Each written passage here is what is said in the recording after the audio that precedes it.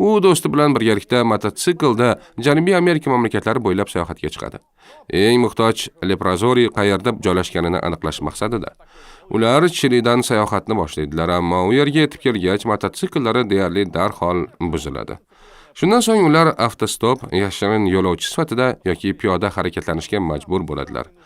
Shu tariqa ular Peruga yetib borishadi va inklarning so'nggi shahri Machu Picchu xarobalarida tunab qolishadi. Keyin tekislikka tushib, Amazonka daryosi bo'ylab suzib Braziliyaga yetib borishadi. U yerda ularni liberal va konservativ partiyalar o'rtasida fuqarolar urushi ketayotgan Kolumbiyaga chiqarib yuborishadi. U yerdan ham quvib, bu safar Venezuelaga jo'natishadi.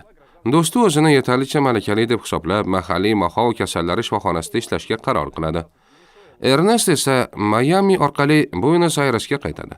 U yerda u 1953-yilda diplom ishini yozib, jarrohlik va dermatologiya doktori unvonini oladi. Uning diplom ishi allergiya va allergik reaksiyalarga bag'ishlangan edi. Bu qiziqarli tanlov edi, chunki Ernest uzoq kutilgan oliy ma'lumotni olgach, tez orada allergiya umuman yo'qligini, bu faqat boylarning kasalligi ekanligini, kambag'allar esa allergiyadan aziyat chekmasligini va bunday bekorchi narsalar bilan shug'ullanishining hojati yo'qligini ta'kidlaydi.